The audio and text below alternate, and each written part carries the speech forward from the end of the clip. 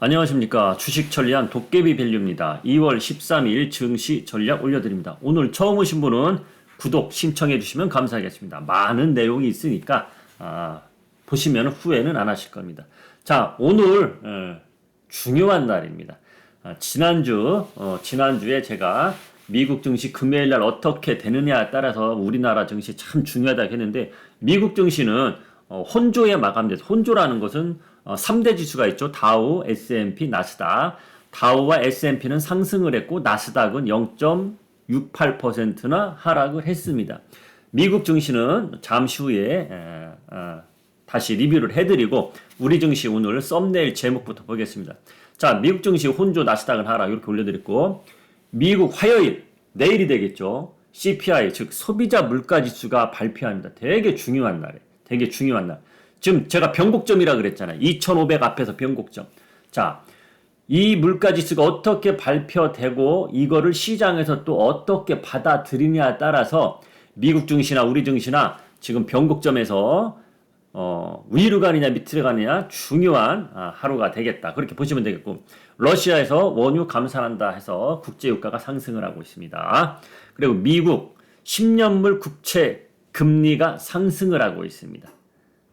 이것은 호재 대 악재로 봤을 때는 악재예요. 국제유가도 지금 시점에서는 악재고, 그러니까 호재보다는 악재가 조금씩 많이 나오곤 있어요. 자, 그리고 또 우리나라 업체한테 악재, 포도자동차가 중국 업체와 손잡았다. 배터리 회사. 그리고 SMCNC 추가 상승 나올까? 자, 한번 봅시다. 세계 전기차 배터리 1위 업체인 중국 CATL이 포드와 미국의 대규모 생산 공장을 설립해 운영하는 계획을 현실화하여 미시건주 정부 차원의 강력한 지원을 기대하고 있다. 이런 뉴스가 나와요. 이런 뉴스가 나오면 우리나라 2차전지 주에는 단기적으로는 또 악재가 되겠죠. 그래서 오늘 어떻게 움직이나 궁금한 또 하루가 되겠고요. 지난주 금요일 날 장 시작되기 전에 제가 이런 영상을 올려드렸죠. 하이브 방시혁 SM 대주주 된다 뭐 이런데요. 그래서 제가 SM 하이브, SM 라이프 디자인, 그리고 SM CNC 이 네 종목을 제가 말을 해드렸어요. 저희는 SM CNC를 산다고 말을 했었고, 그렇죠? 근데 SM CNC 상한가를 갔습니다. 하이브는 7, 8% 정도 상승을 하다 하락으로 마감됐고, 하이브는 제가 손절가를 분명히 잡고 하라 그랬어요. 하더라도. 그렇지만 네 종목 중에 우리는 SMCNC를 한다 했는데, SMCNC가 15% 정도 상승 출발했다가 상한가로 마감이 됐습니다. 그래서 저희 회원님들 지금 수익이 괜찮은데, 오늘 추가 상승이 나올지, 제가 보기엔 추가 상승이 나올 것 같은데 윗꼬리가 남을지 안 남을지는 그건 두고 봐야 알겠습니다. 자, 그러면 하나하나 오늘 증시 짚어가겠습니다.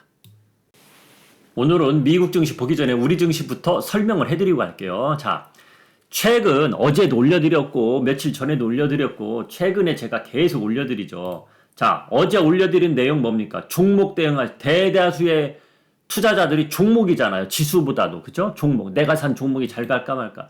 자, 오늘이나 내일 지수 하락한다고 해서 종목들 하락한다고 해서 매수하지 말자 그랬어요. 왜? 지켜봐야 돼. 지금 관망 구간이에요. 관망. 제가 지난주부터 신규 매수는 부담 간다 그랬죠. 신규 매수 부담 갑니다. 오히려 수익 난 종목은 제가 지난주에 매도해서 현금화를 했단 말이야. 그렇죠? 자, 화요일 날 소비자 물가지수 발표한다. 그거 앞두고 나서 변곡점을 만들고 있는 거예요. 그래서 소비자 물가지수가 시장에서 좋게 받아들이면 위로 가겠지만 나쁘게 받아들이면 밑으로 가는 거예요. 자, 그러면 이렇게 올랐잖아. 예를 들어서 지금 지수가 요 밑에 있어. 밑에 있으면은 자, 우리 일단 매수할 건 매수해놓고 기대 한번 해봅시다. 그럼 올라갈 힘이 많단 말이야. 근데 지금 올라올 만큼 올라온 상태에서 중요한 발표가 남아있어. 그러면은 어떻게 되겠어요? 중요한 발표가 나오면은 올라는 가겠죠. 올라가더라도 2,500을 또 넘어가면 차익 실현 나올 그런 추가 차익 실현이 나올 확률이 또 높은 거거든. 그쵸? 근데 만약에 소비자 물가지수가 안 좋은 쪽으로 시장에서 받아들이는 지표가 나오고 시장에서도 그렇게 받아들였다. 그럼 떨어질 때는 쭉 빠질 수 있다는 얘기지. 제가 그래서 2,400까지는 열어놓고 하라고 하는 거죠. 2,400까지는. 지난번처럼 이렇게 쭉 빠진다. 제가 여기서는 2,200까지 빠질 것 같이 열어놓으라고 그랬잖아. 그럼 300포인트예요. 300포인트나 빠질 거 열어놓으라고 했단 말이에요. 그래서 우리는 인버스 들어갑니다. 제가 솔직히 여기서 막 노래를 불러드렸어요. 인버스. 근데 제가 여기서는 인버스 계속 노래 부르네? 그건 아니에요. 인버스 잡은 사람도 손절가 짧게 잡아야 되고, 레버리지 잡은 사람도 손절가 짧게 잡아야 되고, 요 구간은 그런 구간이라는. 그래서, ETF 하는 분들도 상승에 배팅을 하든 하락에 배팅을 하든 먼저 들어갈 필요는 없다. 안전주의자들은. 그러나, 나는 먼저 들어가서 선점을 해야지. 만약에 안 좋은 쪽으로 갔어. 그러면 개파락이 나올 확률이 크거든. 그러면은 먼저 들어가지 않았으면 인버스를 먼저 들어가지 않았으면 그 개파락을 못 먹는 거거든. 그렇죠?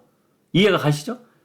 이런 자리예요. 그래서 나는 좀 공격적으로 할 거냐 아니면 안전적으로 할 거냐. 안전적으로 하려면은 요 선을 벗어나면 레버리지든 인버스든 선을 벗어나면 하는 게 나은 것이고 그렇지 않으면 요 안에서 해놓고 자기가 생각하는 대로 가기를 바라는 것이고 그 자리예요. 요 자리가. 그래서 종목들 하는 분들은 팔짱 끼고 지켜보고 그냥 가만히 관망을 하고 ETF 하실 분들은 뭐 선물이나 ETF 등등 하실 분들은 안전주의자들은 선을 벗어나면 하고 조금 갬블 기질이 있는 사람들은 미리 선점을 해놓고 기다려 보시든지 그리고 손절은 꼭 잡으라는 거 그거 알고 가시기 바랍니다. 자 그런데 제가 상승보다는 하락에 배팅을 해놓고 기다리는 게 상승보다는 유리하다고 말은 했어요. 그걸 제 생각대로만 말한 게 아니에요. 지금 지표 전체가 그렇게 나오고 있다는 거죠. 그게 뭐냐? 국제유가도 오르고 또 미국 10년물 국채금리가 상승을 하고 제가 국채금리 좀 한번 보여드릴게요. 자, 이게 10년물 국채가 이렇게 빠지고 있어요. 국채가가 가격이 빠진다는 거는 국채 금리는 올라간다는 거예요. 금리는 올라가네. 여러분들 쉽게 생각해서 이 채권 얘기하면 복잡하게 생각하는데 여러분들 자 지금 여러분들 은행 금리 어떠세요? 막 올라가죠. 그거랑 똑같이 생각하면 돼요. 똑같이 생각하면 됩니다. 자 그러면은 좋을 때 경기 호황일 때는 금리도 싸. 그쵸? 근데 물가가 올라가고, 경기 나빠지고, 그러면 금리도 또 올라가. 그거랑 똑같은 거예요. 얘는 내려오고, 국채 가격은 내려오고, 국채 금리는 올라가고, 지금 올라가는 추세로 바뀌고 있다. 그래서 상승보다는 하락으로 내려가는 지표가 약간 우세하다는 거예요. 약간 우세하다는 거.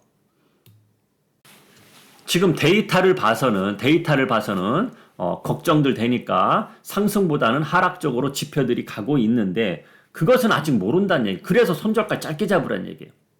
예를 들어서 여러분들이 어떠한 예를 들어서 뭐 월드컵 축구를 해. 월드컵 축구하는데 우리나라 2002년도 월드컵 때 봐보세요. 우리나라가 전화를 어떻게 이겨? 포르투갈을 어떻게 이겨? 7대 3이었잖아. 예를 들어서 포르투갈이 7, 우리나라가 3. 근데 우리나라가 이겼잖아요. 그럴 수도 있는 거예요. 지금 요 구간이 그렇다는 얘기예요. 요 구간이. 그래서 손절가 짧게 잡으란 얘기입니다. 손절가 짧게 잡으란 얘기.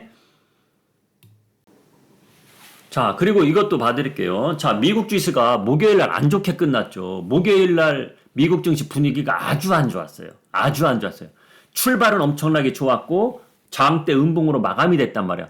종목들도 다 그랬고 차익 실현 나오는 거가 눈에 확 띄게 보였단 말이에요. 자, 그런데 금요일 날 다행히 약간의 반등은 나왔어요. 근데 이 반등의 힘이 아주 미약해요. 아주 미약해. 미약하고, 자, 그리고 S&P를 한번 볼게요. S&P도 그렇습니다, 현재. 그렇죠? 여러분이 눈으로 봐도, 우리 준일이 분들, 초보자분들이 봐도, 이런 건, 이 정도는 분위기는 볼 줄 알잖아. 차트상으로는 안 좋네? 그건 보이잖아요. 그렇죠? 그래서 오늘 되게 중요한 날이에요, 미국 증시가. 미국 증시가 오늘 중요하고 내일 CPI 발표되고 나서 어떻게 움직이냐 되게 중요한 날이야. 되게 중요한 날. 이제 나스닥 보겠습니다. 자, 나스닥은 이렇게 목요일 날 장대 음봉이 나오고 금요일 날도 양봉은 나왔지만 0.6% 하락했다. 그래서 미국 증시 오늘이 화요일 증시가 어떻게 될지 오늘 지수를 떠나서 종목이 되게 중요해요. 물론 종목이 올라야 지수도 오르고 종목이 떨어지면 지수도 떨어지겠지만 종목의 질이 중요하다. 그게 무슨 이야기냐. 종목을 한번 보면서 이야기할게요. 자, 그나마 다행인 것은 다우존스 종목들은 상승을 했단 말이에요. 자, 이걸 아셔야 돼요. 다우존스에 포함된 종목들은 미국에서 제일 굵직하다는 30개 종목만 모여 있는 거예요. 야, 그래도 그러니까 이 30개 종목은 뭐냐면 미국 주식 하는 사람들도 단기 투자보다 장기 투자 종목. 그러니까 이 종목들은 장기 투자 종목들이에요. 거의 장기 투자. 야, 그러니까 우리나라로 치면 삼성전자 같은 회사들이 30개 있다고 보시면 되는 거예요. 야, 삼성전자 저거 떨어져도 언젠가 오르겠지 이렇게 안심을 하고 보는 종목들. 이런 종목들은 그나마 잘 버텨주고 상승을 했다. 요게 좀 안도감이 있고 S&P는 섞여 있다고 보시면 되는 거죠. 나스닥 기술주와 굴뚝주들이 섞여 있다. 이렇게 보시면 파란색도 꽤 있고 빨간색도 있고 이렇게 나오죠. 그렇죠? 자, 근데 이제 나스닥을 보겠습니다. 나스닥을 보시면은 나스닥은 우리나라 종목들하고 밀접한 관계가 있는 거 아닙니까? 그렇죠? 자, 나스닥을 보면 테슬라가 일단 5%가 빠졌고요. 엔비디아가 4.8% 빠졌고 반도체 종목들이 거의 다 하락을 했어요. 그럼 우리나라하고 연관이 되어 있는 종목들이죠. 그렇죠? 그런데 중요한 거는 제가 뭘 보려고 하냐. 엔비디아 한번 볼까요? 목요일하고 금요일하고 이어서 봐야 돼요. 자, 목요일부터 엔비디아 최근 많이 올랐어요. 목요일부터 차익물이 나오기 시작하면서 금요일도 같이 나온다는 연속성 있게 나온다는 거지. 금요일날 아랫꼬리들은 있지만은 연속성 있게 지금 하락으로 내려가는 추세를 보이고 있다는 겁니다. 보이고 있다는 거. 이래서 제가 상승보다는 하락이 약간 우세하다고 하는 거예요. 제 짐작으로 아냐, 어디 거야. 이런 막연하게 결정을 내린 게 아니에요.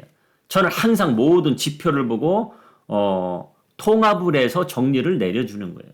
그런데 상승보다는 하락이 일단은 우세하네요. 좀 전에 국채 금리도 보여드렸고 국제유가도 보여드렸고 다 이런 걸 봐서는 상승보다는 하락이라는 거예요. 그런데 상승으로 갈 상황도 있단 얘기죠. 그건 왜 그러냐면 지금 분위기를 그렇게 띄우고 있어. 시장에서 분위기를 띄운다는 거 봐. 여기저기 아니다 상승으로 할 거다 그런 뉴스들이 나오고 있어. 이게 개인 투자자들을 꼬시는 뉴스냐 아니면은 원래 이런 변곡점에서 그런 꼬시는 뉴스가 잘 나오긴 하거든요. 그래서 어제도 제가 보여드렸잖아요. 어디 한국경제에서 어떤 뉴스가 나왔는데 거기에 댓글들 보면은 아이고 개미들 꼬시려고 다수들이 그렇게 달았잖아 댓글들. 그런 식으로 이런 타이밍에 그런 뉴스들이 많이 나옵니다. 그런데 꼬시는 전략일 수도 있지만은 꼬임에 넘어오는 개미 투자자들의 숫자가 적으면은 위로 올릴 수 있다는 얘기예요. 그게 무슨 얘기냐? 세력들은 주포들은 돈을 움직이는 주포들은 위로 가든 밑으로 가든 수익이 나잖아요. 자, 이제 우리 증시로 넘어가서 이야기할게요. 지금 장 시작 전이라 여기에 보이진 않지만은 지금 외국인 투자자들이 옵션 쪽에서 하락에 배팅하는 것을 계속 사고 있어요. 하락에 배팅하는 것을. 근데 최근에 상승에 배팅하는 것도 최근에 들어오더라. 최근에 선물 움직이면서 콜이나 풋 이쪽에서 해지성으로 들어오는 것도 있지만은 요 옵션 자리에서도 헷갈리는, 그러니까 어느 한쪽으로 확 치우치는 그런 흐름보다 양방향으로 준비를 해놓고 세력들이 있더라. 그건 무엇냐? 위로 갈 수도 있는 것도 열어놓고 있다는 거예요. 그러나 위냐 아래냐 둘 중에 하나 딱 선택을 한다면 아직까지는 아래가 우세로 되어 있다는 얘기입니다. 자, 그런데 이 세력들은 좀 전에 말했듯이 위로 가도 돈을 먹고 밑으로 가도 돈을 먹고 그 양방향 구조를 다 마련을 해놨단 말이야. 그래서 상황을 보고 위로 올릴까 밑으로 내릴까 이것을 좀 생각을 하고 있어. 즉 거기서 중요한 게 개인 투자자들 몫이 아니야. 그게 뭐냐? 개인 투자자들이 우하고 달려들면은 야 하락에 배팅해도 달려드는 애들이 많아갖고 우리가 하락으로 가도 수익 좀 괜찮을 것 같은데 그러면 하락으로 내릴 수도 있다는 거예요. 근데 만약에 야 달려드는 애들이 별로 없어. 위로 좀 올려서 더 꼬시자. 이런 식으로 갈 수 있다는 거예요. 그렇게 되면 지수가 위로 올라간다는 얘기지. 그래서 여러분 미국 증시가 최근 몇 달 동안 코에 걸면 코걸이, 귀에 걸면 귀걸이라 그래. 그게 무슨 얘기냐? 예를 들어서 내일 CPI 발표 나오는데 야 이거는 경기 흐름으로 봐서는 좋은 쪽으로 나온 거야. 좋은 쪽으로 나왔는데 시장 증시는 하락을 해. 그건 뭐냐면은 주포들이 그렇게 움직이는 거예요. 야 우리가 지수가 하락해도 수익이 더 클 것 같은데? 그럼 그렇게 하는 거예요. 물량으로 누르는 거예요. 그래서 미국 지표가 지금 어떤 때는 좋게 나와도 지수가 하락하고 어떤 때는 나쁘게 나왔는데 지수가 올라가고 그게 그런 데에서 차이가 나는 겁니다. 제가 얼마 전에는 그런 이야기 하면 야 무슨 개인 투자자들 움직임에 따라 그게 지수가 오르고 내리게 합니까? 그 이야기가 결국은 몇 달이 지나니까 증거 자료가 다 나오잖아요. 그게 즉 지표 발표가 좋게 나와도 지수는 내려갈 수 있고 이게 보여준 거예요. 그래서 이번 증시에도 그게 중요하다는 얘기예요.